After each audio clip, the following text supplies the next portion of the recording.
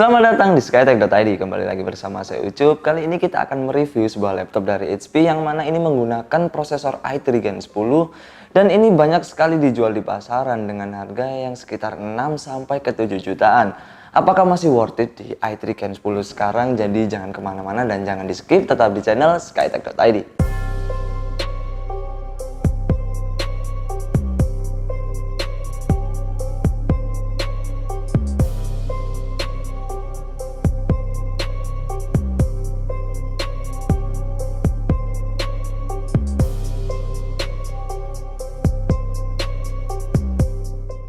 Jadi seperti inilah laptop yang akan kita review kali ini. Ini adalah HP seri 14SC F2076Ti. Sedangkan untuk spesifikasi lengkapnya, laptop ini menggunakan prosesor i3 Gen 10 yaitu 10110U. Kemudian untuk RAM-nya ini menggunakan RAM 4GB DDR4 dengan kecepatan 2666 MHz.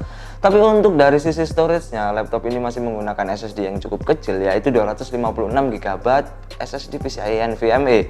Tapi untuk dari VGA masih menggunakan bawaan dari prosesor yaitu Intel HD Graphics. Tapi untuk layar ini pastinya sudah bagus sekali untuk layar dari 2076 ini.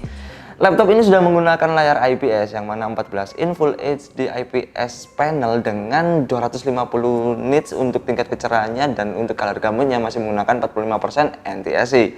Sedangkan untuk dari bundling dari setiap pembelian laptop ini, kalian akan mendapatkan sebuah Microsoft Office Home Studio secara permanen, dan untuk harganya laptop ini dibanderol di angka 6-7 jutaan untuk pasaran saat ini di bulan April. Karena bodi dari laptop ini masih menggunakan seri 14S yang lama, jadi kita tidak akan terlalu banyak membahas tentang bodi dan desain dari laptop ini. Jadi untuk kalian yang ingin lebih jelas lagi untuk detailnya, kalian bisa langsung klik video di atas ini. Sedangkan untuk dari dimensi yang dimiliki oleh laptop ini adalah 32,4 dikali 22,5, sedangkan untuk beratnya ini 1,4 kg dengan ketebalan 1,9 cm. Jadi masih belum mencapai ke 2 cm, menurut saya cukup tipis.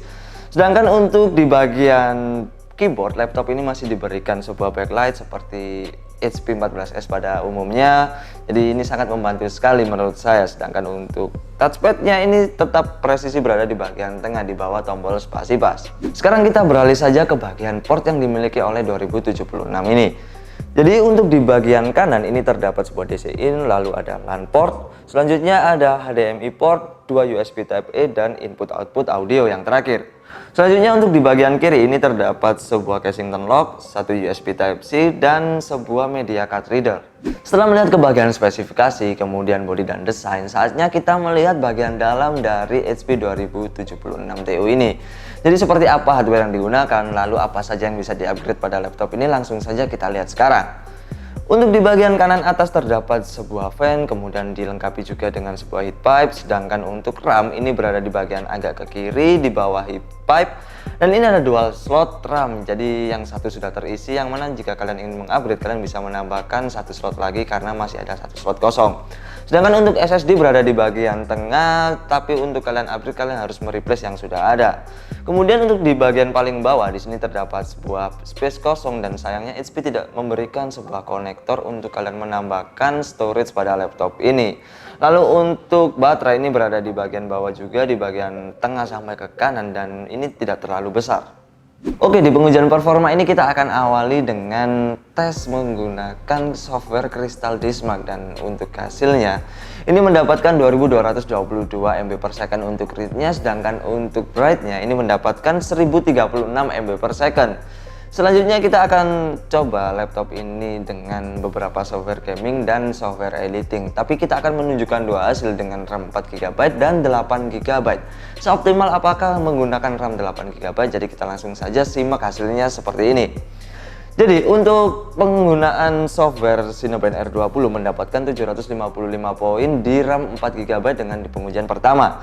Sedangkan untuk di looping sebanyak 10 kali ini mendapatkan rata-rata di angka 800-an, biarpun ini pernah turun 2 kali di angka 700-an, jadi totalnya 3 kali turun di angka 700. Dan untuk dites menggunakan 8GB ini mendapatkan angka 801 untuk pengujian pertamanya. Sedangkan untuk di pengujian looping sebanyak 10 kali untuk kestabilannya ini mendapatkan rata angka 800-an dan tidak pernah turun sama sekali di angka 700.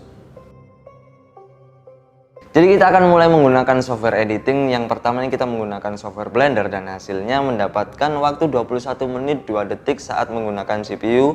Lalu untuk GPU-nya membutuhkan waktu 22 menit 15 detik saat menggunakan RAM 4 GB. Sedangkan untuk hasil dari pengujian menggunakan RAM 8 GB ini membutuhkan waktu 20 menit 5 detik saja saat menggunakan CPU. Sedangkan untuk menggunakan GPU-nya ini membutuhkan waktu 21 menit 22 detik, hanya selisih beberapa menit saja. Sedangkan untuk di pengujian selanjutnya kita masih menggunakan software editing, yaitu menggunakan software Adobe Premiere Pro. Dan untuk pengujian menggunakan render 1 menit dengan resolusi 1080p mampu diselesaikan dalam waktu 4 menit 41 detik saat menggunakan RAM 4 GB. Sedangkan saat menggunakan RAM 8 GB ini membutuhkan waktu 2 menit 32 detik saja. Ini selisihnya hampir setengah dari tes pengujian menggunakan RAM 4 GB. Kita beralih ke pengujian menggunakan software 3D Mark, dan saat menggunakan 4 GB ini mendapatkan angka 759 poin untuk RAM 4 GB di mode Firestrike. Sedangkan untuk di mode Stress Test, yaitu untuk menguji ketahanan dari laptop ini, kita menggunakan Firestrike di mode Stress Test. Jadi untuk hasilnya ini adalah 98,9% lolos dengan suhu CPU tertingginya adalah 75 derajat Celcius. Sedangkan untuk pengujian menggunakan RAM 8 GB ini mendapatkan poin sebesar 1010 poin. Sedangkan untuk di mode Firestrike di Stress Test, yaitu untuk ketahanan seperti tadi di pengujian 4 GB, ini mampu diselesaikan dengan lolos di skor 99,1% dengan suhu CPU tertingginya 77 derajat Celcius. Jadi untuk game pertama yang kita gunakan di sini adalah Dota 2 dan mendapatkan hasil sekitar 20 sampai ke 30-an FPS dengan settingan yang kita gunakan. Di sini adalah settingan low, dan kalian bisa lihat di sini untuk settingan yang kita pakai adalah settingan low dengan 100% rendering, dan menurut saya ini adalah hasil yang cukup nyaman untuk dimainkan dengan settingan seperti ini. Ini adalah game kedua yang kita gunakan di laptop ini, yaitu CSGO, dan ini masih menggunakan RAM 4 GB dan hasilnya kita mendapatkan belasan FPS di settingan yang menggunakan settingan paling rendah. Ini kita setting low semua dan kalian bisa melihat hasilnya. FPS yang kita dapatkan di sini masih belasan saja dengan RAM 4 GB. Jadi seperti inilah hasil dari RAM 8 GB saat kita gunakan untuk bermain Dota 2. Dan menurut saya ini lancar sekali dengan settingan high yang kita pakai, dan untuk FPS yang didapatkan ini sekitar di 20 sampai ke 30-an FPS. Kita bisa lihat settingannya di sini. Untuk settingan yang kita gunakan di sini adalah settingan high dengan 100% rendering. Dan ini nyaman sekali digunakan dengan settingan high. Sekarang kita menggunakan RAM 8 GB untuk game CSGO dan hasilnya ini mendapatkan sekitar 20 sampai ke 30-an FPS dengan settingan medium di sini. Kalian bisa lihat di sini untuk settingan yang kita gunakan adalah medium, dan untuk shadernya saja kita menggunakan high. Ini mendapatkan 20 sampai ke 30 FPS di RAM 8 GB. Jadi untuk RAM 8 GB ini kita juga tes menggunakan Shadow of Tomb Raider dan hasilnya seperti ini. Kalian bisa melihat untuk settingan yang kita gunakan di sini adalah settingan paling rendah, yaitu lowest, dan untuk resolusi yang kita gunakan di sini adalah 1080p, dan ini mendapatkan FPS yang hanya tidak mencapai ke 10 FPS. Dan mungkin jika kalian masih ingin memainkan game Tomb Raider ini, kalian harus merubah resolusi dari layarnya. Jadi mungkin kalian bisa mengganti resolusi layarnya menjadi HD, dan akan cukup playable jika kalian ganti menjadi HD. Jadi ini adalah salah satu rekomendasi laptop untuk kalian yang mungkin sedang mencari laptop untuk kebutuhan yang ringan-ringan saja. Jadi segmennya cocok untuk seperti para pekerja kantoran, lalu untuk digunakan anak sekolah di rumah, atau mungkin yang sekarang sudah mulai masuk, atau juga untuk anak yang sedang kuliah. Karena laptop ini sudah cocok sekali untuk pekerjaan ringan seperti office, kemudian untuk editing 2 dimensi, atau mungkin software-software editing yang tidak terlalu berat. Selanjutnya untuk penilaian dari body dan desain, saya akan memberikan nilai 7 karena untuk body dan desain dari laptop ini terkesan standar seperti seri-seri 14S yang lainnya. Kemudian untuk fitur dari laptop ini kita akan memberikan nilai 7,5 karena untuk fitur dari laptop ini sudah diberikan backlit pada keyboardnya seperti biasanya. Lalu untuk layarnya pun ini sudah menggunakan IPS panel, yang mana ini pasti akan bagus sekali untuk hasil dari gambar layarnya. Selanjutnya untuk performa kita akan memberikan nilai 7,5 untuk RAM 4 GB karena untuk dari harga 6 jutaan sampai 7 jutaan kalian mendapatkan performa yang standar seperti ini. Sedangkan saat menggunakan 8 GB kita akan memberikan nilai 8 karena performanya stabil sekali dan sangat powerful sekali untuk RAM 8 GB.